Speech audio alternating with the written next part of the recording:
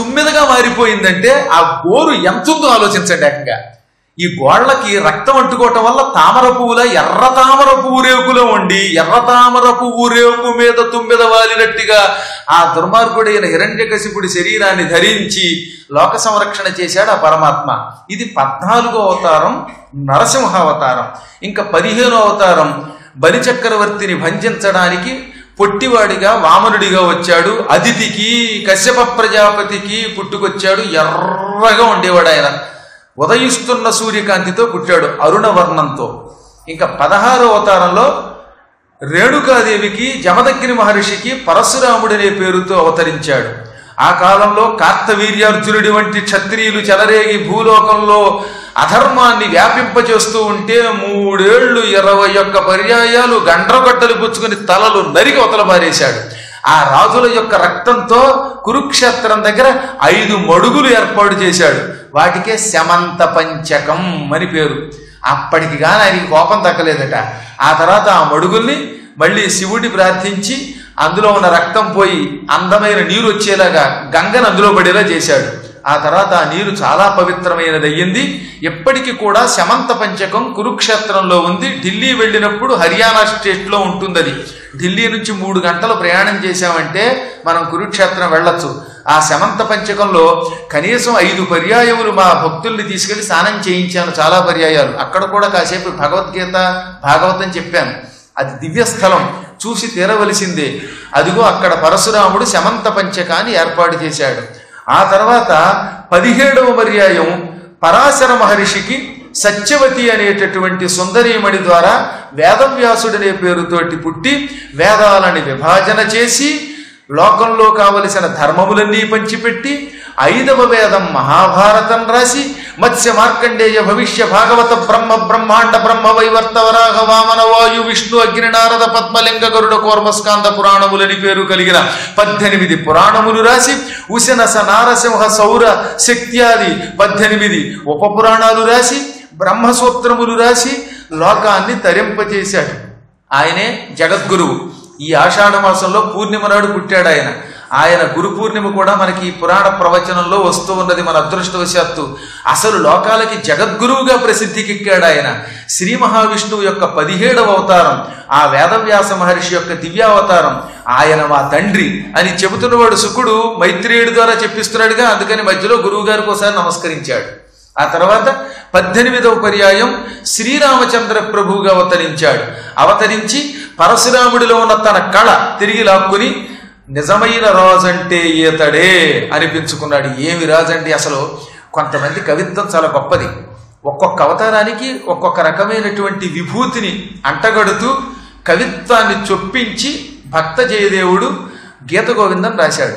అందులో రామావతారం వచ్చేసరికి ఆయన పులకించిపోయాడో ఏమిటో గాని ఒక అందమైన భావన రాశాడు. వితరసి దిక్షురణే దిక్పతి కమనీయం దశముఖమౌళి బలిం రమణీయం కేశవాధృత రామ శరీరా జయ జగదీశ హరే. మొత్తం భూమండలంలో 10 దిక్కులు ఉన్నాయట. ఎన్ని దిక్కులు ఉన్నాయి? 10 దిక్కులు. తూర్పు, ఆగ్నేయం, దక్షిణం, నైరుతి, పడమర, వాయువ్యం, ఉత్తరం, ఈశానం. ఇవి 8 దిక్కులు కదా. ఆకాశం, భూమి, మొత్తం ఎన్ని? 10 దిశలు. ఈ 10 దిక్కుల్లో ఉన్న దిక్పాలకుల్ని పట్టి పీడించడానికి 10 తలలు ధరించాట రావణాసురుడు. అది కమనీయమైన వాడి యొక్క తలకాయల్ని బలిగా ఇచ్చాట. అది కూడా ఎంత అందంగా ఉందంటే, సాధారణంగా బలిచ్చేటప్పుడు తలకాయ నరికితే జుగుప్సగా ఉంటుంది వాతావరణం, ఆ రక్తంతో ఆ తలతో కొట్టుకొని. కానీ రావణాసురుడి తలకాయ ఎగిరితే ఎక్కడ రక్తం కాని అందులో జుగుప్స కాని లేకుండా అందమైన బలి కింద ఉందిట. అది పిండి వంటలతో భోజనం పెట్టినట్టే ఉందిట. అంత చమత్కారంగా చంపేట రాముడు. ఆహా, అలా దిక్పాలకులకి రావణాసురుడి 10 తలకాయలు బలిగా ఇచ్చిన అపూర్వ అవతారం రామావతారం.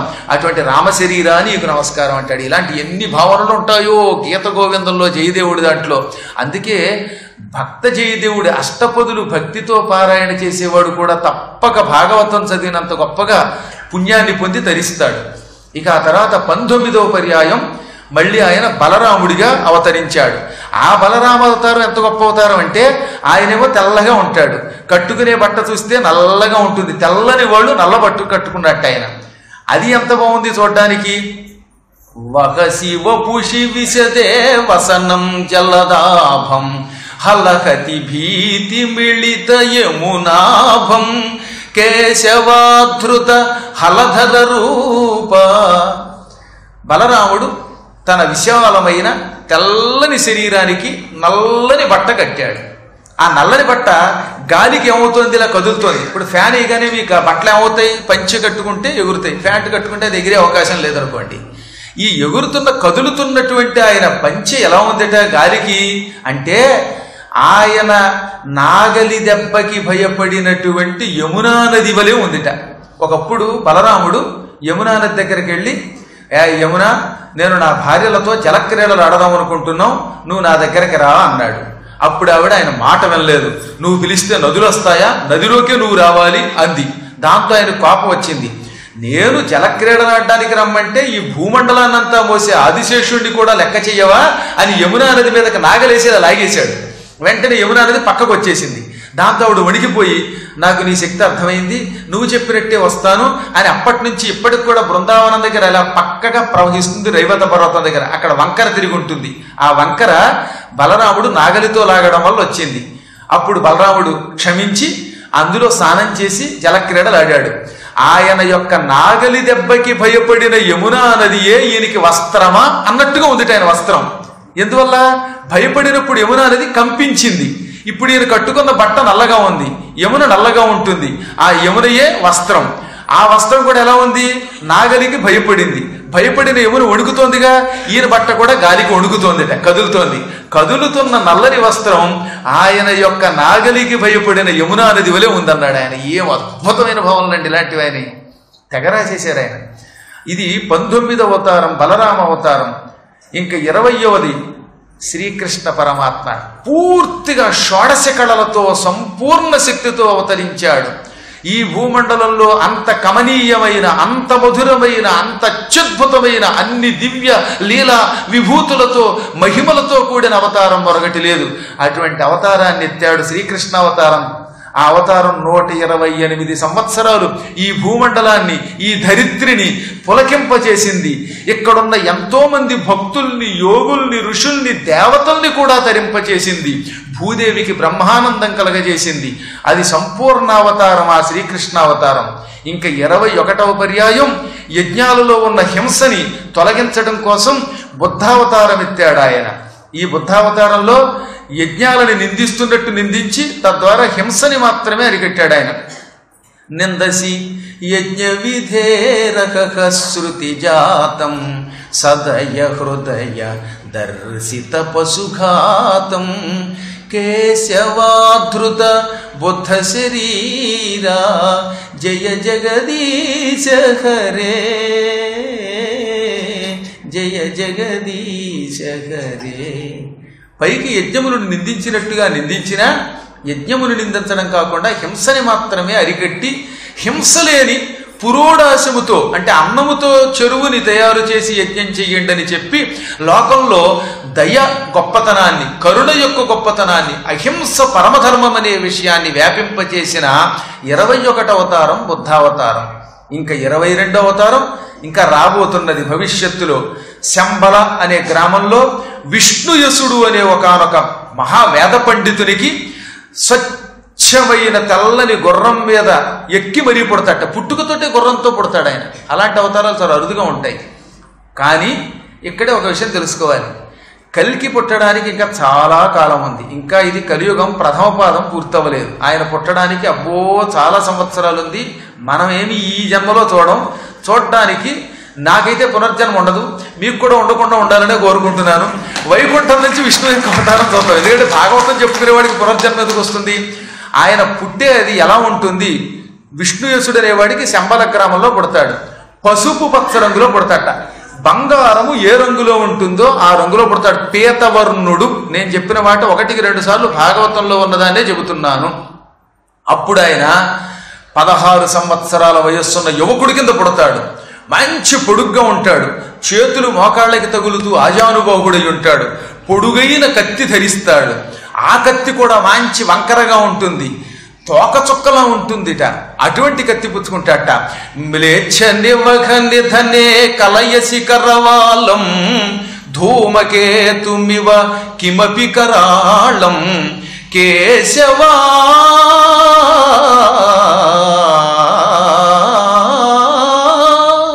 కేశవాధృత కల్కి శరీరా జయ జగదీశ హరే జయ జగదీశ హరే. అప్పుడు ఆయన పొడుగైన కత్తిని, ఓ తోక చుక్క లాంటి కత్తిని పుచ్చుకొని గిర్రును తిప్పుతూ తెల్లని గుర్రమెక్కి పసుపచ్చ రంగులో ఉండి యువకుడిగా ఉండి నల్లగా ఒత్తుగా ఉంగరాల జుట్టు వెనక్కి వేళ్లాడుతూ ఉండగా ఆ జుట్టుతో అందరికీ ఆనందం కలిగిస్తూ ఈ భూమండలాన్ని ఆక్రమించి గోహింస చేస్తూ హైందవ ధర్మానికి వ్యతిరేకంగా ఉండే పచ్చి మ్లేచ్ఛుల్ని, పరమ నీచుల్ని నరికి అవతల పారేస్తాడు. అప్పుడు వాళ్ళ రక్తంతో నేలంతా తడిసి పవిత్రమైపోతుంది. ఇటువంటి పవిత్రమైన అవతారం 22వ అవతారం కల్కి అవతారం భవిష్యత్తులో రాబోతున్నది. ఏతే చాంశ కళా పుంసః కృష్ణస్తు భగవాన్ స్వయం. ఓయి విదుర, ఇదంతా మైత్రేయుడు విదురుడికి చెబుతున్నాడు. దానినే శుకుడు పరీక్షిత్తుకు చెబుతున్నాడు. ఈ 22 అవతారాల్లో 21 అవతారాలు అంశావతారాలే. కృష్ణస్తు భగవాన్ స్వయం, ఒక్క కృష్ణుడే స్వయంగా భగవంతుడు సంపూర్ణావతారం. అయితే ఆ కృష్ణావతారం రావాలి అంటే దానికి కొన్ని కారణాలు ఉండాలి, ఆ కాలంలో ఉన్న పరిస్థితులు ఉండాలి. ద్వాపర యుగంలో ఆయన అవతరించవలసిన పరిస్థితిని భూదేవికి మానవులు కలిగించారు. ధర్మం కృతయుగంలో 4 పాదాల ఉండేది. పాద విభేదంబున మర్యాదలను తరుగు. పాదాల్లో మార్పులు వస్తాయి. ఎప్పుడు కృతయుగంలో 4 పాదాలు ఉంటుంది, త్రేతాయుగంలో 3 పాదాలే, ద్వాపర యుగంలో 2 పాదాలే, కలియుగంలో 1 పాదం మీద ధర్మం ఉంటుంది. ఈ పాద విభేదం వల్ల మర్యాదలు తగ్గుతాయి. అందులో కలియుగంలో పూర్తిగా వేద మర్యాద చాలా వరకు లుప్తమవుతుంది. వేద మర్యాద కలియుగములో 100కి 10 మంది దగ్గరే ఉంటుంది. 90 మంది వేద మర్యాదలకి వ్యతిరేకంగా నడుచుకుంటారు. అధర్మం పెరిగిపోతుంది. అప్పుడు భూమండలంలో అందరిలోనూ మార్పు వస్తుంది. చివరికి ఇంతెందుకు వేదము చదువుకున్న వాడిలో కూడా పాపబుద్ధి వస్తుంది. అటువంటి కాలంలో బ్రహ్మగారు నిద్రకు ఉపక్రమిస్తాడు. బ్రహ్మ నిద్రపోవడం మొదలు పెట్టగానే ప్రళయం మొదలవుతుంది. ఆ ప్రళయకాలానికి ముందుగానే కల్కి పుడతాడు. ఆయన అందరినీ నరికి అవతల పారేస్తాడు. మళ్ళీ భూమి మీద జలం వచ్చేబడిపోతుంది. ఆ జలంలో అందరూ మునిగిపోతారు. అప్పుడు మీరు లేరు, నేను లేను, నీరు తప్ప ఏమీ లేకుండా అయిపోతుంది. ఆ మహాప్రళయకాలం 1000 యుగములుంటుంది. అనగా 1000 ఇంటూ 43,20,000 సంవత్సరాల కాలం ఈ జగత్తంతా ప్రళయంలో ఉండిపోతుంది. అప్పుడు పురాణం చెప్పడానికి నేనుండను, వినడానికి మీరుండరు, రికార్డు చేసేవాళ్ళు లేరు, క్యాసెట్లు ఉండవు. ఏ క్యాసెట్ ఎలా పెడుతుందో తెలియదు. ఆ విధంగా జగత్తంతా సంపూర్ణ ప్రళయంలో ఉంటుంది. ఆ తర్వాత బ్రహ్మగారు ఈ 1000 యుగాల తర్వాత మళ్ళీ మేలుకోవడం మొదలు పెడతాడు. అలా మేలుకోగానే సృష్టి ఆరంభం అవుతుంది. ఈ బ్రహ్మగారు పగటిపూట సృష్టి చేయడం మొదలెడతాడు. రాత్రి నిద్రపోతే అంత నాశనం అని చెప్పాక బ్రహ్మగారు కన్ను తెరిచాడా సృష్టి, కన్ను మూసాడా నాశనం. ఈయన కాలంలో 14 మంది మనువులు పుడతారు. ఆ 14 మంది మనువులు ఎవరు? మొదటివాడు స్వయంభువ మనువు, రెండోవాడు సారోచిషుడు, మూడోవాడు ఉత్తమ మనువు, నాలుగోవాడు తామసుడు, ఐదోవాడు రైవతుడు, ఆరోవాడు చాక్షుషుడు, ఏడోవాడు వైవస్వత మనువు. ఆ కాలంలో మనం ఉన్నాం కనుక రోజు వైవస్వత మన్నంతనే అంటున్నాం. ఆ తర్వాత పుట్టేవాడు 8వవాడు సూర్య సావర్ణి, ఆ తర్వాత దక్ష సావర్ణి, ఆ తర్వాత మేరు సావర్ణి, ఆ తర్వాత బ్రహ్మ సావర్ణి, ఆ తర్వాత రుద్ర సావర్ణి, ఆ తర్వాత రౌచ్య మనువు, ఆ తర్వాత భౌత్య మనువు. ఈ 14 మంది మనువులు బ్రహ్మగారి పగటి కాలంలో, అంటే బ్రహ్మగారు 1000 ఇంటూ 43,20,000 సంవత్సరాలు సృష్టి చేస్తాడు. ఆ కాలం ఆయనకి పగలు. ఆ కాలంలో వీళ్ళు పుట్టి పరిపాలించి వీళ్ళు కూడా వెళ్ళిపోతారు వైకుంఠానికి. ఈ కాలములో శ్రీహరి ఎన్నో అవతారాలు ఎత్తుతూ ఉంటాడు. అనగానే విదురుడు ఈ సృష్టి గురించి చెప్పమన్నాడు. అప్పుడు ఆయన చెప్పాడు, ఒకప్పుడు శ్రీ మహావిష్ణువు యొక్క నాభి నుంచి ఒక తెల్ల తామర పువ్వు పైకొచ్చింది. అదిగో ఆ తెల్ల తామర పువ్వుకి పుండరీకము అని పేరు. పుండరీకం పుట్టగానే సృష్టి ఆరంభమైంది కనుక దాన్ని ఏమన్నారు? పద్మకల్పము అన్నారు. అంటే మొదటి కల్పం పద్మకల్పం. ఆ కాలంలో బ్రహ్మగారి నుంచి ముందు నీరు పుట్టింది. అందుకే వేదము కూడా అపయేవ ససర్జాదౌ, ఆదియందు సృష్టి ప్రారంభములో నీరు పుట్టెను. భగవంతుడు నీటినే సృష్టించాడు. అందుకే అన్ని నాశనం అయిపోతే మళ్ళీ నీరే మిగులుతుంది. కారణం అది ఏది మొదలైందో దాంతోటే ఎండనమాట. ఆది అంతము జలమే. అలాంటి జలము విష్ణువుకి నివాస స్థానం కాబట్టి ఆయనకి నారాయణుడని పేరు వచ్చింది. ఆ తర్వాత వరుసగా జలము మొదలుకొని తక్కిన భూతాలన్నీ పుట్టాయి. అనగా అగ్ని, జలము, వాయువు, ఆకాశము, భూమి అనబడే పంచభూతములు బ్రహ్మ నుంచి ఆవిర్భవించాయి. బ్రహ్మగారికి ఆయువు 100 ఏళ్ళు. ఈ 100 ఏళ్లలో మొదటి 50 ఏళ్లని పూర్వపరార్థం అంటారు. తర్వాత 50 ఏళ్లని ఉత్తరార్థం అంటారు. దానికే ద్వితీయ పరార్థం అని కూడా పేరు. పూర్వపరార్థానికి బ్రహ్మకల్పం అని పేరు. నాభి నుంచి పుట్టడం వల్ల పద్మకల్పం అని కూడా పేరు. ఇంకా తర్వాత దానికి ఏమని పేరు? మిగతా 50 ఏళ్లకి ద్వితీయ పరార్థం అని పేరు. అందుకే ఇవాళ మన సంకల్పంలో ఏం చెబుతున్నాం? ద్వితీయ పరార్థే అంటున్నాం. అంటే బ్రహ్మగారికి ఇప్పుడు 51వ ఏడు రన్నింగ్, 50 ఇయర్స్ కంప్లీట్ అయ్యాయి. ఆ మధ్యనే పుట్టినరోజు చేసుకున్నాడు. ఎంతకాలం అయిందో తెలిసి ఆయన పుట్టినరోజు చేసుకుని నేటికి 999 × 43,20,000 సంవత్సరాల క్రితం ఆయన పుట్టినరోజు జరిగింది. ఇంకా పుట్టినరోజు జరుగుతూనే ఉంది. ఇదంతా ఆయనకి ఒక రోజు పగలు. ఇంకా ఆయన పగలు పూర్తవలా. ఆయన పగలు పూర్తయితే ఇందాక చెప్పినట్టుగా మనం ఎవ్వరం ఉండం. ఆ పగలు పూర్తవడానికి ఇంకా చాలా సమయం ఉన్నది. ఈ 51వ సంవత్సరం నుంచి 100 ఏళ్ల వరకు ఉన్న కాలాన్ని ఏమంటారంటే ద్వితీయ పరార్థము అంటారు. ఈ ద్వితీయ పరార్థంలో శ్రీ మహావిష్ణువు తెల్లని పందిగా మారాడు. అందుకని దీనికి శ్వేతవరాహ కల్పం అని పేరు. అందుకని సంకల్పంలో ద్వితీయ పరార్థే శ్వేతవరాహ కల్పే. ఇప్పుడు 7వ మనువు ఉన్నాడు. ఆయన యొక్క మనువు యొక్క అంతరంలో ఉన్నాం. అందుకే వైవస్వతమన్వంతరే అంటున్నాం. ఇదంతా కలియుగంలో ప్రథమ పాదమే. ఇంకా 3 పాదాలు ఉన్నాయి. ఇది ప్రస్తుతం నడుస్తున్న సృష్టి. బ్రహ్మగారు వీటిని సృష్టించడానికి సంకల్పించగానే, సృష్టి ప్రారంభించగానే ముందు ఆయనకి మోహం పుట్టింది. మోహము అనగా నేను అనే అహంకారానికి మోహం అని పేరు. నేను అనుకున్నాడు.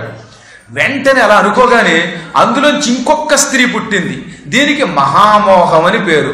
ఆ మహామోహం నుంచే ఒంటికి చందనం పూసుకోవటం, అలంకారం చేసుకోవటం, స్త్రీ సంభోగం ఇటువంటివన్నీ పుట్టాయి. మొదటిది మోహం, రెండవది మహామోహం. ఇప్పుడు మహామోహం అన్ని వేళలో కుదరదు కదా. అన్ని వేళలో అలంకరించుకోవడాలు, ఈ సంభోగాదులు కుదరవు. అప్పుడు అయ్యో నాకు నేను అనుకున్న పని అవ్వడం లేదు అని ఆయనలోంచి ఒక కొత్త శక్తి పుట్టింది. ఆ 3వ శక్తికి క్రోధం అని పేరు. ఇదే మహాభయంకరమైనటువంటి తామస్రం లేక తామిశ్రం అని పిలువబడింది. ఈ తామిశ్రం క్రోధం వల్ల చచ్చిపోతానేమోననే భయం పుట్టిందిట. అందులోంచి ఆ చచ్చిపోతాననే మృత్యుభీతికి అంధతామిశ్రం అని పేరు. ఈ అంధతామిశ్రం వల్ల, మృత్యుభీతి వల్ల మనస్సు నిలకడగా లేకుండా పోయింది. అన్ని బాగున్న రోజుల్లో నిలకడగా ఉంటుంది మనస్సు. కానీ వార్ధక్యం వచ్చినప్పుడు, పోయే కాలం వచ్చేటప్పుడు, కొంచెం మరీ ఎక్కువ అనారోగ్యం వచ్చినప్పుడు మనస్సు నిలకడగా ఉండదు. చూసారో లేదో మీరు? పిచ్చి మొదలవుతుంది. ఏం మాట్లాడతారో తెలియదు. అన్ని బాగున్న రోజుల్లో గౌరవించే భార్య కూడా ముసలితనం వచ్చాక చేదస్తం పట్టుకుని మొగుడిని కాల్చుకు తింటుంది, తిడుతూ ఉంటుంది. అలాంటి కొన్ని కుటుంబాలను అదృష్టవశాత్తు నేను చూశా. అందుకు చెబుతున్నాను. అలాంటివి ఎవరింట్లో రాకుండా ఉండగా తెగ తిట్టేసింది. ఆవిడ ఎంతో పతివ్రత అండి. ఒక 10 ఏళ్ల క్రితం భర్తని ఎంత గౌరవించిందో చూశాను. మరి ఏమొచ్చిందో మనశ్చాంచల్యం పుట్టింది. రోజు మొగుడిని ఈ దరిద్రుడికి అంటగట్టారు అని తిట్టడం మొదలెట్టింది. ఇంకిప్పుడు తిట్టుకుంటే మాత్రం పెళ్ళి అయిపోయి 70 ఏళ్ళు 50 ఏళ్ళు అయ్యాక తిట్టుకుంటే వెనక్కి వెళ్ళగలంటండి. ఏంటో తెలియదు కానీ కర్మయోగం అనమాట. దానికి చిత్త విభ్రమము అని పేరు. నిజంగా జరుగుతుందా? భాగవతంలో చెప్పినవి జరుగుతాయంటే జరుగుతున్నాయి. నేను చిన్నప్పటి నుంచి పురాణాలు చెప్పిన వాడిని అవ్వడం వల్ల ఒక ఊళ్ళో, పల్లెటూళ్ళలో పాపం ఒక ఆవిడ ఉండేది. ఆవిడ పేరు అంటే చాలా కాలం అయిపోయింది కాబట్టి ఆవిడ చచ్చిపోయింది ఈ మధ్యన. ఆవిడకి పెళ్ళయ్యి 50 ఏళ్ళు అయ్యాయి. ఆవిడకే దాదాపుగా 70 ఏళ్ళు ఉన్నాయి. ఆయనకో 75 ఏళ్ళు ఎంతో ఉండేవి. ఆయన పేరు సుబ్బరాజు గారు, భర్త పేరు. అంటే గురువుగారా, చిన్న గురువుగారా, ఈ సుబ్బరాజు గారికి అంటగట్టాడు. సుబ్బరాజు మొగుడు కూడా కదా ఆయన. సుబ్బరాజు గారికి అంటగట్టాడండి మా నాన్న అండి చిన్నప్పుడు మమ్మల్ని మా మేనత్త ఇంట్లో పెట్టారండి. మా మేనత్త గారికి అబ్బాయి ఉండేటండి. మా బావని ప్రేమించానండి. మధ్యలో ఈయన పెళ్లి చూపులకు వచ్చి నన్ను ఎత్తుకుపోయాడండి. మా బావ ఆ బావగారు చావు గారిపోయాడు. అప్పటికి అయినా ఇంకా బావ ఏమిటి అంటే, ఈ విధమైన లక్షణం ఎందుకు వస్తుంది అంటే, వార్ధక్యంలో అంధతామిశ్రం వల్ల, మృత్యుభీతి వల్ల శరీరమునకు అనారోగ్యములు వచ్చి వస్తాయి. దీనికే చిత్త విభ్రమము అని పేరు. ఈ 5ంటికి అవిద్యా పంచకం అని పేరు. ఇవి పుట్టాయిట బ్రహ్మ నుంచి సృష్టి ఆరంభంలో. భాగవతంలో తృతీయ స్కంధంలో ఉంటుంది. ఇప్పుడు ఇంతవరకు నేను చెప్పినంతా ఏదో పుక్కిటిగా నోటికొచ్చినో చెబుతున్నాను అనుకునేరు సుమి. మీరు కావాలంటే స్వయంగా చూడండి, ఉన్నట్టు చెబుతున్నాడు కొండబద్దలు కొట్టినట్లుగా.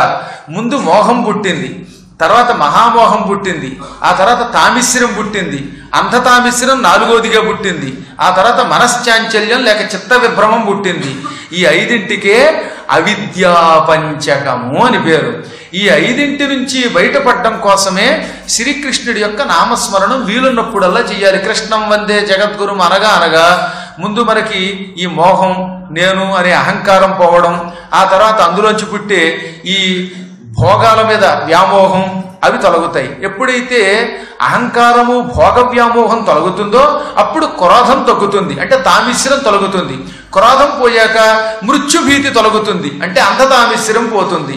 ఇప్పుడు ఈ మృత్యుభీతి తొలగితే అవిద్యా పంచకంలో ఆఖరిదైన చిత్త విభ్రమం తొలగుతుంది. అంటే మనస్సు నిలకడగా లేకుండా క్షణానికి ఒక రకంగా మాట్లాడడం, తిట్టడం, విసుక్కోవడం, ఇంట్లో వాళ్ళ మీద కోపం రావడం, సృష్టి మీద కోపం రావడం తగ్గుతాయి. ఈ 5ంటిని తొలగించుకోవడం కోసమే బ్రహ్మదేవుడు లోకానికి హరినామస్మరణం అనే ఒక గొప్ప ఆయుధాన్ని ప్రసాదించాడు. ఆ తర్వాత ఏం చేశాడు ఆయన? అవిద్యా పంచకం పుట్టింది ఏమిట్రా, శుభమా అని సృష్టి మొదలెడితే ముందు ఈ పనికిమాలినవి పుట్టాయి. ఈ పనికిమాలిన వాటిని అదుపులో పెట్టడానికి మంచి గురువులు కావాలి అనుకున్నాడు. అలా అనుకున్నాడో లేదో ఆయన మనస్సు నుంచి సనకుడు, సనందనుడు, సనత్కుమారుడు, సనత్సుజాతుడు అని పిలువబడే సనక సనందనాదులు పుట్టారు. వీళ్ళని పిలిచి, నాయనలారా మీరు ఆది గురువులై ఈ అవిద్యా పంచకం నుంచి బయటపడడానికి మానవుల్ని భవిష్యత్తులో పుట్టబోయే వాళ్ళని సరిచెయ్యండి, వారికి అవిద్యా పంచకం గురించి చెప్పండి, వారు అందులో ఇరుక్కుపోయి నశించకుండా వారు మోక్షం పొందడానికి ఉపదేశం చెయ్యండి అన్నాడు. అప్పుడు ఆ సనక సనందనాదులు పకపక నవ్వారు. నవ్వడంతో ఆయన కోపం వచ్చింది. నేను చెబితే నా మాట వినకుండా నవ్వుతారా అంటే, నవ్వకేం చేయం తండ్రి, నువ్వు సృష్టికర్తవి నువ్వు చెప్పలేని విషయాన్ని నీ పిల్లలం పసివాళ్ళం మేమేం చెబుతాం, అందుకు నవ్వాం తప్ప నీ మీద ద్వేషం కాదన్నారట. కానీ ఈలోపే బ్రహ్మకి వాళ్ళు ఎందుకు నవ్వారో తెలియక కోపం వచ్చింది. ఒక్కొక్కప్పుడు అవతల వాడు నవ్వితే వాడు ఎందుకు నవ్వాడో తెలియక మన కోపం రావచ్చు, అది కూడా కర్మయోగం. ఆ కోపంతో ఉన్న ఆయన ముఖం నుంచి కనుబొమలు ముడివేయగా అందులోంచి ఒక మహాపురుషుడు పుట్టాడు. అంగుష్ట ప్రమాణంతో పుట్టి చూస్తూ ఉండగా నీల ప్రావుషేణ్య వరుడు అయిపోయాడు. ఆయన పెద్ద పెట్టున భోరు భోరుమని ఏడ్చాడు. ఏడవగానే బ్రహ్మ కంగారు పడిపోయి, బాబోయ్ నువ్వెవరు అన్నట్ట. అనగానే ఆకాశవాణి అన్నది, పరమేశ్వరుడు నిన్ను పరీక్షించడానికి నీలో ఈ రౌద్రాన్ని ప్రవేశపెట్టాడు, నువ్వు తొందరపడి కోపం తెచ్చుకున్నావు. ఆ శివుడి యొక్క అంశ ఈ రౌద్రం వల్ల నీ ముఖం నుంచి బయటకు వచ్చింది, ఈయనకి పేరు నువ్వే పెట్టింది ఆకాశవాణి. వెంటనే ఆయన పిల్లవాడిని పిలిచి, ఎంత ఏడ్చావు కాబట్టి నీకు రుద్ర అని పేరు పెడుతున్నాను, నువ్వు 11 రూపాయలు ధరించి ఈ భూమండలాన్ని అదుపులో పెట్టు అన్నాడు. అప్పుడు శివుడు చిత్తం అన్నట్ట. ఇంత చేసి బ్రహ్మగారు శివుడిలో ఇంత కూడా ఉండడు, అయినా శివుడు కావాలని ఆయన ముఖం నుంచి రుద్రుడిగా పుట్టి ఏకాదశి రుద్రులుగా మారి ఈ ఏకాదశి రుద్రులు బ్రహ్మ చెప్పిన పని చేస్తామన్నారు. ఆ ఏకాదశి రుద్రులు బ్రహ్మగారికి పక్కనే కొంతకాలం సాయం చేశారు. ఈలోపు ఏం జరిగింది, క్రమంగా మన్యుడు, మనుడు, మహాకాలుడు మొదలైనటువంటి వాళ్ళంతా పుట్టుకొచ్చారు బ్రహ్మ శరీరం నుంచి. వాళ్లల్లో నుంచి కొన్ని దుష్టశక్తులు కూడా పుట్టాయి. ఆ దుష్టశక్తులు బ్రహ్మనే మింగబోయాయి. దాంతో రుద్రుడికి కోపం వచ్చి కళ్ళెర్ర చేశాడు. దాంతో దుష్టశక్తులు కాలి బూడిదైపోయాయి.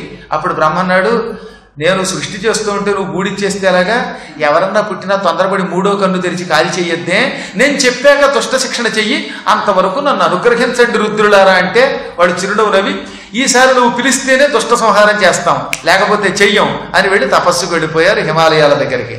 ఆ తర్వాత బ్రహ్మ యొక్క శరీరం నుంచి 10 మంది పుట్టుకొచ్చారు. అందులో మొదటివాడు బొటన వేలు నుంచి పుట్టాడు, అందుకే వాడికి దక్షుడు, దీనికి దక్షము అని పేరు అన్నమాట. కుడి చేతి బొటన వేలు నుంచి పుట్టినాడు దక్ష ప్రజాపతి. తొడ నుంచి పుట్టుకొచ్చాడు నారదుడు, నాభి నుంచి పుట్టుకొచ్చాడు పులహుడు, చెవుల నుంచి పుట్టుకొచ్చాడు పులస్త్య ప్రజాపతి అంటే రావణాసురుడి తాతగారు. చర్మం నుంచి భృగు మహర్షి పుట్టాడు, చేతి నుంచి క్రతువు పుట్టాడు, ముఖం నుంచి అంగిరస మహర్షి పుట్టాడు, ఆయన కొడుకే బృహస్పతి అంటే. అక్కడి నుంచి ఆంగిరస గోత్రం మొదలయ్యింది. ఆయన ప్రాణము నుంచి వశిష్ఠ మహర్షి పుట్టుకొచ్చాడు, మనస్సు నుంచి మరీచి పుట్టాడు, కళ్ళల్లో నుంచి అత్రి మహర్షి పుట్టాడు. బ్రహ్మ యొక్క కుడి స్థానం నుండి ధర్మదేవత పుట్టింది. వెన్నుపూస నుంచి మృత్యుదేవత పుట్టింది. అధర్మము పుట్టింది. 2 పుట్టుకొచ్చాయి ఒకేసారి. ఆత్మ నుంచి మన్మధుడు పుట్టాడు. వీళ్ళు 10 మంది బ్రహ్మమానస పుత్రులు. ఇప్పుడు ఆయన అంతా మగవాళ్లే పుడుతున్నారేంటబ్బా అనుకున్నాడు. వెంటనే ఏం చేశాట, ఒక వికారం పొందాడు. అప్పుడు ఆయన ముఖం నుంచి తెల్లని ఒక స్త్రీ పుట్టింది, అపూర్వ సౌందర్యంతో, 4 చేతులతో. ఆవిడ నడుస్తూ ఉంటే నది ప్రవహించినట్టుందిట. అందుకని ఆవిడకి సరహవతి, సరస్వతి అన్నారు. అంటే కదులుతూ ఉంటే ఎలా ఉంటుందో నది అలా ఉందిట ఆవిడ నడుస్తూ ఉంటే. వెంటనే బ్రహ్మగారు తనను తాను మరిచిపోయాడు. అహో సుందరి, ఏమి సౌందర్యం అని అమాంతంగా కౌగిలించుకోబోతుంటే ఈ పక్కనున్న మరీచి మొదలైన వాళ్ళు అధర్మం నీ ముఖం నుంచి పుట్టింది కనుక నీకు కూతుర్ని ముట్టుకోవద్దు అనగానే ఆయన సిగ్గుపడిపోయాట. పాపము తల్లపక నిమిషము లోపల చెడు సౌఖ్యమునకు లోనైతివే, ఇంతే పో దారుణి కామాంధోపి నపశ్యతి అనంగ తొల్లియు వినమే. కామాంధోపి నపశ్యతి అంటే కామాంధుడు దేనిని పట్టించుకోడు అనే శాస్త్రం వాక్యం ఒకటి ఉన్నది. వేదాలు ఏమన్నాయి? కామాంధుడు దేన్ని పట్టించుకోడు. ఆ మాట నువ్వు నిజం చేస్తావా? ముఖం నుంచి పుట్టిన కూతుర్ని క్షణిక సుఖం కోసం వరిస్తావా అనగానే బ్రహ్మదేవుడు సిగ్గుపడిపోయి ఛీ అని ఆ శరీరాన్ని విడిచిపెట్టి ఇంకో శరీరం ధరించాడు. ఆ తర్వాత సరస్వతి కూడా ఆ శరీరం విడిచిపెట్టి మరో శరీరం ధరించింది. ఎప్పుడైతే శరీరం విడిచిపెట్టి కొత్త శరీరాలు ధరించారో అప్పుడు వాళ్ళిద్దరూ దంపతులయ్యారు. ఈ శరీరంతో ఉన్నప్పుడైతే బంధం, కానీ చచ్చాక బంధం ఏమిటి? అందువల్ల ఆ పాత శరీరం విడిచిపెట్టి ఇద్దరు కొత్త శరీరాలు ధరించి దివ్య దంపతులయ్యారు. అప్పుడు ఆ బ్రహ్మగారు విడిచిపెట్టిన శరీరాన్ని పరమ పాపాత్ములైన రాత్రి దేవతలు పుచ్చుకున్నారు. రాత్రి దేవతల నుంచే కామం, క్రోధ, లోభ, మోహ, మదమాత్సర్యాలని 6 శత్రువులు ఈ బ్రహ్మ విడిచిపెట్టిన కామ శరీరం నుంచి పుట్టాయి. అందుకే వాళ్ళు చాలా బలశత్రువులై, బలవత్తర శత్రువులై, అందులో ముఖ్యంగా మనలాంటి మానవుల్ని పట్టి పీడిస్తూ ఉంటారు. ఆ తర్వాత బ్రహ్మదేవుడు చిరునవ్వు నవ్వి ఈ పాత శరీరం విడిచిపెట్టి కొత్త శరీరంతో సృష్టిస్తే ఈసారి సృష్టి బాగుంటుందేమో అనుకున్నట్ట. అనుకుని ఎంతసేపు నా మనస్సు నుంచో ముఖం నుంచో వీటి నుంచైనా సృష్టించటం, చక్కగా ఇద్దరు ఆడమగ తయారు చేసి వారి సంబంధం ద్వారా సృష్టి చేస్తే బాగుంటుంది అనుకున్నాడు. అనుకోగానే ఆయన యొక్క శరీరం కుడి భాగం నుంచి ఒక ఆయన పుట్టుకొచ్చాడు. బ్రహ్మకి స్వయంభూ అని పేరు. ఆ స్వయంభూ నుండి పుట్టాడు గనక ఆయనకి స్వయంభువు అని పేరు వచ్చింది. ఆయన మొదటి మనువు, స్వయంభువు మనువు పుట్టాడు. ఆయన ఎడమ వైపు నుంచి పరమ సౌందర్యంతో ఒక స్త్రీ పుట్టింది. ఆవిడికి శతరూప అని పేరు. ఈ విధంగా బ్రహ్మ యొక్క కుడివైపు నుంచి స్వయంభువ మనువు, ఎడమ నుంచి శతరూప పుట్టారు. ఆది దంపతులు వీళ్ళు. మొదటి మిథునం, భూలోకంలో సంసారము ద్వారా సంతానాన్ని పొందినటువంటి మొదటి దంపతులు. దీన్నే కాపీ కొట్టి యాడమ్ అండ్ ఈవ్ అన్నారు, అంతకంటే ఏం లేదు. అర్థమైందా? ఈ ఇద్దరు దంపతులు పుట్టి బ్రహ్మగారి యొక్క అనుజ్ఞతో వివాహం చేసుకున్నారు. అది ఆది సృష్టి కనుక బ్రహ్మ యొక్క కుడి ఎడమ నుంచి పుట్టిన వాళ్ళు అన్నదమ్ములు, అన్న చెల్లెళ్ళు కాకుండా దంపతులు అయ్యారు. వారికి ప్రియవ్రతుడు, ఉత్తానపాదుడు అని 2 కొడుకులు పుట్టారు. ప్రియవ్రతుడు, ఉత్తానపాదుడు. తర్వాత 3 కూతుళ్ళు పుట్టారు. ఆకూతి, దేవహూతి, ప్రసూతి అనే 3 పుత్రికలు పుట్టారు. అందులో స్వయంభువములు బ్రహ్మదేవుణ్ణి భక్తితో ఏమని ప్రార్థించాడు? ప్రభు, నీ అనుజ్ఞ ప్రకారంగా మేము దంపతులమయ్యాం.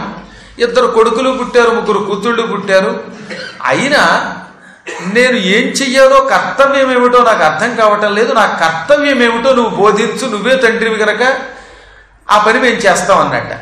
నాయన, సృష్టి చెయ్యాలని నా కోరిక, చేద్దామంటే అస్తమానము నా మనస్సంకల్పంతో సృష్టించటం వల్ల నాకు విసుగ్గా ఉంది. మీరిద్దరూ దంపతులు కనుక మీరు మళ్ళీ కొత్త దంపతులు తయారు చేసి, ఆ కొత్త దంపతులు మరికొంతమంది తయారు చేసి, ఇలా చరాచర జగత్తంతా మనుష్యులతో, పక్షులతో, పాములతో నింపండి, రకరకాల ప్రాణుల్ని సృష్టించండి అన్నాడు. అనగానే వాడు పకపకానవి, ఎక్కడ సృష్టించమంటావు? ఎక్కడ చూసినా నీళ్లు తప్ప ఏమీ లేదు, భూమి అంటూ ఉంటేగా అన్నట్ట. అవునవును సుమ, భూమి అంతా పాతాళంలో ఉంది. అప్పుడు ఇంకా కొత్తగా సృష్టి మొదలవుతున్న కాలంలో ఇంకా భూమి ఎక్కడో రసాతలంలో ఉంది. భూమి లేకుండా మీరు మాత్రం ఎక్కడ సృష్టిస్తారు? ఒకవేళ మీరు సృష్టిస్తే వాళ్ళంతా జల జంతువులు అవుతారు. చేపలు, పీతలు, నత్తలు ఇవే మిగులుతాయి. ఇదైతే బాగుండదే అనుకుని వెంటనే ఆయన బ్రహ్మదేవుడు శ్రీహరికి నమస్కరించి, హరి నీ అనుగ్రహంతో సృష్టి చెయ్యాలనుకుంటున్నాను. ఆ సమయంలో భూదేవి లేదు. ఆధారము లేకుండా నిరాధారంగా ఎలాగ జంతువుల్ని సృష్టించటం అన్నాడు లేదో అప్పుడు తమాషా జరిగిందిట. తలపోయుచున్న పద్మజు నాసికా వివరమున యజ్ఞవరాకమూర్తి అర్థినంగుష్ఠమాత్ర దేహంబుతోడ జననమంది వియత్తల స్థాయి యగుచు క్షణములోపల భూరిగజ ప్రమాణమయ్యే అచ్చటి జనములగద్భుతముగా. బ్రహ్మగారు, స్వయంభువ మనువు, శతరూప ఆయన పిల్లలు, ఈ మరీచి మొదలైనటువంటి వాళ్ళు, మరికొంతమంది ఋషులు వీళ్ళందరూ చూస్తూ ఉండగా అప్పుడు ఒక తమాషా జరిగిందిట. శ్రీ మహావిష్ణువుని ప్రార్థన చేస్తున్న బ్రహ్మగారి కుడి ముక్కులో నుంచి ఒక బొటన వేలంత పరిమాణం కలిగిన తెల్లని పందిపిల్ల బయటకు వచ్చింది. చాలా తెల్లగా ఉంది. దాని ఒళ్ళంతా జుట్టే. ఆ జూలు కూడా తెల్లగా నేగా చంద్రుడి వెన్నెల్లా మెరిసిపోతుందిట. ఇంత చేసి బొటన వేలంతా. ఇదేమిట్రా తుమ్మొచ్చినట్టుగా ముక్కులోంచి బయటకు వచ్చింది అని బ్రహ్మగారు చూస్తే నివ్వెరపోతూ ఉండగా ఒక్క క్షణకాలంలోనే ఆ యజ్ఞవరాహమూర్తి బొటన వేలంతా వాడు అలా అలా అలా పెరిగిపోయి మహాభయంకరమైన ఏనుగు వంటి ఆకారం ధరించాడు. భూమి ఆకాశాలు నిండిపోతున్న తెల్లని ఏనుగులా మారిపోయాడు. ఆయనకి ఈ ముట్టె పెద్దగా ఉంది. ఆ ముట్టె పక్క నుంచి 2 తెల్లని కోరలు వచ్చాయి. వెనకాతల చక్కని తోక వచ్చింది. గిట్టలు బలంగా ఉన్నాయి. ఆదివరాహమూర్తి యజ్ఞవరాహమూర్తి పుట్టుకొచ్చి అక్కడి జనాలకు ఆశ్చర్యకరంగా నీళ్లల్లో దూకి సముద్రంలో ఈది ఘుర్రు అని శబ్దం చేయడం మొదలుపెట్టాడు. ఘుర్ఘుర శబ్దం చేయడం మొదలుపెట్టాడు. ఆ శబ్దాన్ని చూచి బ్రహ్మాదులు, సందేహము లేదు ఈయన ఆది విష్ణువే, శ్రీమన్నారాయణుడే, భూమి లేదు గనక సృష్టి చెయ్యలేకపోతున్నాం మనం ఏడుస్తూ ఉంటే, మొర పెడుతూ ఉంటే మన మొర ఆలకించి ధరని మనకివ్వడానికి వరాహ రూపం ధరించాడు అనుకుని వెంటనే వాళ్ళంతా చేతులు జోడించి దేవా జతం తే పరమేశ్వర, దేవా ఓ పరమేశ్వర, సమస్త లోకాలకి మూలకారకుడివైన ఆది మధ్యాంతరహితుడా, వాసుదేవుడా, అనంతుడా, పద్మనాభుడా నీకు నమస్కారం. నీకు జయము కలుగుగాక. ఈ చరాచర జగత్తంతా వ్యాపించి అనేక రూపాలతో ఉంటావు. బ్రహ్మరూపంలో, రుద్ర రూపంలో, అన్ని రూపాలలో ఉన్నది నీవే. అటువంటి నీ పాదపద్మములకు అత్యంత భక్తి శ్రద్ధలతో నమస్కరిస్తున్నాం. ప్రభు నీకు జయం కలుగ్గాక. మమ్మల్ని రక్షించు, భూమిని మాకు ఆధారంగా ప్రసాదించు అనగానే వరాహస్వామి వారు పెద్ద పెద్ద గర్జనలు చేశాడు. మామూలు గర్జన కాదు, దీవిస్తున్నట్టుగా ఉందిట ఆ గర్జన. బ్రహ్మగారి గర్జన ఎలా ఉందో తెలుసునా?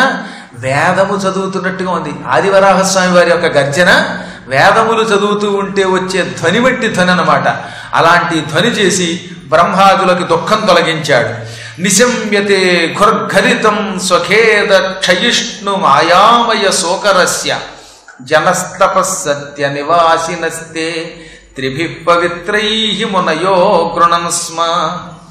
ఆయన అంతకంతకీ పెద్ద పెద్ద అరుపులు అరుస్తూ ఉంటే ఆ అరుపులు విని అందరూ బ్రహ్మానందం పొందారు. అప్పటి వరకు బ్రహ్మాదులకున్న శోకమంతా తొలగిపోయింది. ఎంతెందుకు, మొత్తం అక్కడ వ్యాపించి ఉన్నటువంటి నీరంతా కూడా ఈ శబ్దాలతో పులకించిపోయింది. సముద్ర జలమంతా పులకించిపోయింది. అప్పుడు విదురుడు అన్నాడు, అసలు ఈ వరాహావతారం ఎందుకు వచ్చింది? భూమి సముద్రంలో ఎందుకు ఉన్నది? ఈ వరాహావతారంలో ఆయన హిరణ్యాక్షుడు అనేవాడిని వధించాడు అని ఒకప్పుడు చూచాయిగా విన్నాను. ఆ హిరణ్యాక్షుడి కథ ఏమిటని అడిగాడు. అప్పుడు ఆయన చిరునవ్వు నవ్వి, అడిగావు కాబట్టి చెబుతున్నా విను. ఈ వరాహ రూపం ఎత్తడం వెనకాతల విష్ణువుకి ఒక గొప్ప గాథ ఉన్నది. అదే తెలుసుకో. ఒకప్పుడు మరీచి మహర్షికి కశ్యపుడు అని కొడుకు పుట్టాడు. ఇప్పుడు ఇందాక మనం చెప్పుకున్నాం కదా ఏమని, బ్రహ్మగారికి 10 మంది కొడుకులు పుట్టారు. అందులో ఒక ఆయన పేరు మరీచి. ఆ మరీచి గారి కొడుకు పేరు కశ్యపుడు.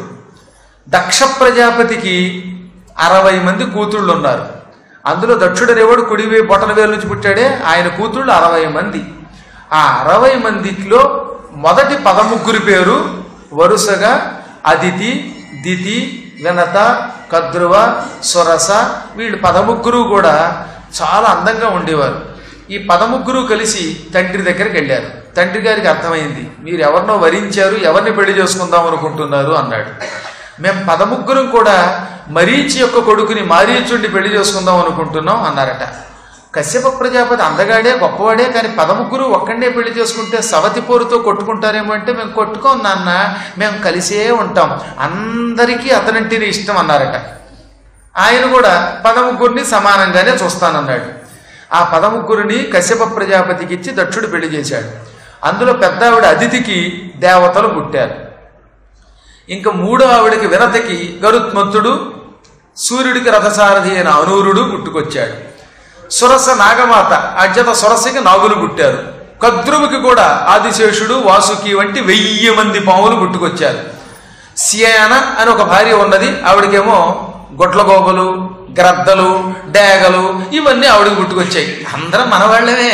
అమ్మో, కశ్యప ప్రజాపతి గారు ఎవరి సృష్టి ఇచ్చండి, ఎవరి సృష్టి అయిందే మహానుభావుడిది. ఈ విధంగా అందరికీ పుట్టారు. ఒక్క దితికి మాత్రం పిల్లలు పుట్టలేదు. దాంతో ఆవిడ ఏం చేసింది, ఒక రోజున మా అక్క చెల్లెళ్ళం 13 ఒక్కరినే పెళ్లి చేసుకున్నాం, కానీ మా ఆయన వల్ల 12 మందికి సంతానం కలిగింది. అందరికంటే రెండో దాన్ని నేను. వయస్సులో చూస్తే ఈ అక్క చెల్లెళ్లలో అదితి పెద్దది, నేను రెండో దాన్ని నాకు పిల్లలు పుట్టకుండా 3వ దానికి, 4వ దానికి, 13వ దానికి కూడా పుట్టుకొచ్చారు. పెళ్ళి అందరికీ ఒకేసారి అయ్యింది. కారణం ఏమిటబ్బా అనుకున్నది. ఆవిడకి విపరీతమైన కామం కూడా కలిగింది అదే సమయంలో.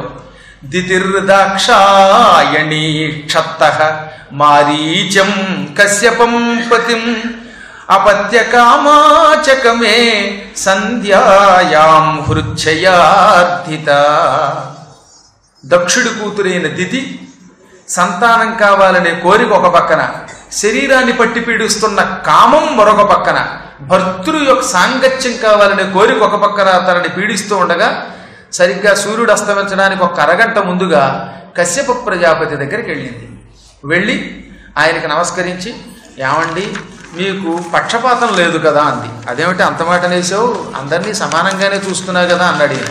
మరి అందరినీ సమానంగా చూస్తే మిగతా వాళ్ళకి పిల్లలు పుట్టడం ఏమిటి, నాకు పిల్లలు పుట్టకపోవడం ఏమిటి, ఇప్పుడు నా శరీరం కామంతో తప్పించుకుపోతున్నది, నువ్వు నీ సాంగత్యాన్ని ప్రసాదించు, నీ వల్ల నాకు కొడుకు కావాలంది. ఆయన నిజంగా నువ్వు అన్న దాంట్లో ఏమీ తప్పులేదు. భగవంతుడు గృహస్థాశ్రమం నడపడానికి భార్య అని పిలువబడే ఒక దేవతని మానవులకు అంటగట్టాడు. నువ్వు నిజంగా దేవతా స్వరూపానివి. భార్య రుణం భర్త ఎప్పుడూ తీర్చుకోలేడు. ఎందుకంటే భర్తకి అన్నం పెట్టేదావిడ, సకల సుఖాలు ఇచ్చేదావిడ, సంతానోత్పత్తికి మూల కారణమామె, సహనమునకు మూల కారణమామె. నిజంగా స్త్రీ అనే ఒక దేవతే లేకపోతే ఈ గృహస్థాశ్రమం ఏనాడో శ్మశానంతో సమానమవుతుంది. కనుక భార్య యొక్క రుణం చచ్చి కూడా తీర్చుకోలేడు భర్త. నేను నీ రుణం తీర్చుకోవాలి, ఎంతో కృతజ్ఞతతో చెప్పాడు ఆయన. నువ్వు దేవతా స్వరూపానివి, కానీ కొంతసేపు ఆగు, ఎందుకంటే ఇది సంధ్యా సమయం. ఈ సమయములో రాక్షసులు తిరగాలి. శ్రీ మహావిష్ణువుకి అత్యంత ప్రీతిపాత్రుడు, విష్ణువులో సగమైన రుద్రుడు తిరిగే కాలం ఇది. ఇది అసుర సంధ్యా సమయం, ఈశ్వర రుద్ర విహార సంధ్యా సమయం. శ్మశాన చక్రానిలధూళి ధూమ్ర వికీర్ణ విద్యోత జటా కలాపః భస్మావకుంఠామల రుక్మదేహో దేవః త్రిభిః పశ్యతి దేవరస్తే. ఇదిగో చూచావా దితి, నీ మరిది రుద్రుడు వృషభ వాహనం మీద ఈ సమయంలో భూమండలం అంతా తిరుగుతాడు, పంచభూతాలలోనూ విహరిస్తాడు. అది ఇది అనే తేడా లేకుండా అంతటా తిరిగేవాడు ఆయనే. ఆ మహానుభావుడు శ్మశానాలంటే ఇష్టపడతాడు. దేవలోకంలో కూడా ఒక శ్మశానం ఉన్నది. ఆ శ్మశానంలో రుద్రలోకంలో తిరుగుతున్నాడు. రుద్రలోకంలో ఉన్న శ్మశానములో నుంచి రేగిన బూడిద ఆయన జుట్టుని ఎర్రగా మార్చింది. ఆ ఎర్రని జడలతో ఉన్న ఆయన్ని చూడు, ఒళ్ళంతా బూడిద పూసుకుని వైరాగ్యంతో ఉంటాడు. అన్ని శక్తులు ఉండి సమస్త లోకాలని సృష్టించి అందరికీ ఐశ్వర్యం ఇచ్చే ఈశ్వరుడు తాను మాత్రం కటిక దరిద్రుడులేగా జింక చర్మాలో పులి చర్మాలో కట్టుకుని మెడలో పాములు వేసుకుని ఒంటికి బూడిద పూసుకుని సామాన్యుడిలా కనపడతాడు. ఆయన వైరాగ్య సంపన్నుడు. ఆయన్ని పూజించి మేము మహిమలు పొందాం. ఆయన దయవల్లే ఇంతమంది భార్యల్ని పోషించగలిగాను, ఆయన దయవల్లే ఎంతమంది పిల్లలు నాకు పుట్టారు, ఆయన దయవల్లే మేము తపస్సు చేసి మహామహిమలు పొందాము, అందువల్ల ఆయనని మనం గౌరవించాలి. సంధ్యా సమయంలో అన్నం తినకూడదు, సంధ్యా సమయంలో స్త్రీ సాంగత్యం పనికిరాదు, సంధ్యా సమయంలో కేవలం సంధ్యావందనం మాత్రమే చేసి భగవద్ధ్యానం చెయ్యాలి. ఈ సమయములో శివుడు తన 3 కళ్ళతో ఎక్కడ ఏం జరుగుతున్నా చూస్తాడు. మనం ఆయన చూడటం లేదు అనుకోవడం భ్రమ. ఆయన ఇప్పుడు మనల్ని చూస్తున్నాడు. ఆయన చూస్తున్న ఈ నిషిద్ధ కాలంలో నేను నీ సాంగత్యం చేస్తే అప్పుడు నీ కడుపులో పడేవాళ్ళు రాక్షసులు పుడతారు. రుద్రుడి దగ్గర 2 అనుచరులు ఉంటారు. ఆ అనుచరులు నీ కడుపులో ప్రవేశించే పిల్లలకి రాక్షస లక్షణాలు ఇస్తాడు. ఇస్తే అప్పుడు ఆ పుట్టిన పిల్లలు లోక కంటకులవుతారు, చివరికి దుర్మరణం పాలవుతారు. కనుక సంధ్యా సమయంలో ఇలాంటి పని చెయ్యకూడదు. నువ్వు అడగచ్చు, ఆయన మా బంధువే కదా, మా మరిదే కదా అని. ఈ మరిది బావ అనే బంధాలకు అతీతుడు ఆ పరమాత్మ. నీ చెల్లెలు సతీదేవి, దక్షుడి యొక్క కూతుళ్ళు 60 మందిలో ఆఖరిదైన సతీదేవి సాక్షాత్తు అమ్మవారు. ఆ సతీదేవిని రుద్రుడు పెళ్లి చేసుకున్నాడు గనక, నీ చెల్లెలు భర్త గనక, నీకు మరిది గనక, బంధువు గనక, నీ చేతి భోజనం తిన్నాడు గనక ఆయన పక్షపాతంతో ఉంటాడు. నేనే తప్పు చేసినా ఆ తప్పుని పట్టించుకోవడం అనుకుంటున్నావేమో వెర్రిదానా, ఆయనకు అవేమీ లేవు, అన్నిటికీ అతీతుడు పరమాత్మ అంటే. అందువల్ల మన బంధుత్వాలు అక్కడ పనికిరావు. నా మాట విను, కాసేపు 1-2 గంటల కాలం ఆగితే ఆ తర్వాత నీకు సత్సంతానాన్ని ఇస్తానంటే వినిపించుకోకుండా నా శరీరం అంతా కామంతో ఉడికిపోతుంటే 1-2 గంటలు అంటావేమిటి, కుదరదు అన్నది. శైవం సంవిదితే భర్త్ర మన్మతోన్మథితేంద్రియా జగ్రాహవాసో బ్రహ్మర్షేహ వృషలీవగతత్రప. ఆవిడ భర్త ఎంత వారించినా వినిపించుకోక మన్మథుడు బాగా బాధ పెడుతూ ఉండగా ఆయన పంచబట్టుకు లాక్కుపోయిందిట. అక్కడ ఎంత గొప్పగా రాశాడు, జగ్రాహ వాస బ్రహ్మర్షే, బ్రహ్మర్షి యొక్క పంచపుచ్చుకుని మరీ లాక్కుపోయింది. సిగ్గు విడిచిపెట్టి వృషలీవ, వృషలి అంటే వేశ్య, ఒక వేశ్య వలె గతత్రప సిగ్గు విడిచిపెట్టి లాక్కుపోయింది. ఆయన ఏం చేస్తాడు, ఎంత బ్రహ్మర్షి అయినా భార్య ఎంత గట్టిగా అడుగుతుంటే కోరిక తీర్చకపోవడం కూడా దోషమే, ఇంకా ఈశ్వరుడే చూసుకుంటాడు అని వెళ్ళి ఆమెతో సంభోగం చేసి ఆ తర్వాత వెళ్ళి సంధ్యాస్నానం చేసి ఆ విభూతి ఒళ్ళంతా పూసుకుని సంధ్యావందనం చేసుకుని రుద్ర జపం చేయడం మొదలెట్టాడు. అప్పటికి ఈవిడికి కొంత సిగ్గు కలిగింది, భయం కలిగింది. అనవసరంగా ఇంత పొరపాటు చేశాననిపించింది. ఆ కామములో ఉన్నటువంటి మనస్సు కాస్త తగ్గిందిగా ఇప్పుడు ఆ కామం తీరడంతో. అందుకని పరుగున భర్త దగ్గరకు వచ్చి తలకే ఉంచుకుని, ఏమండి నాకు సిగ్గుగా ఉందండి, తప్పు చేశానంటారా అని ఏడవడం మొదలెట్టింది. అప్పుడు ఆయన అన్నాడు, మూర్ఖురాలా, ఇప్పుడు ఏడిస్తే ఉపయోగం ఏముంది, ఎంత బతిమాలాను, 1-2 గంటల కాలం ఆగమన్నాను, ఇది నిషిద్ధ కాలం అన్నాను, అయినా వినిపించుకోలేదు. నేను నీ మాట కాదనలేకపోయాను, ఇది దైవ నియోగం. ఇది మన్నిదేశాతిచారేణ దేవానాంచాతి హేళనాత్ భవిష్యతః తవాభద్రౌ అభద్రే జాఠరాధమౌ.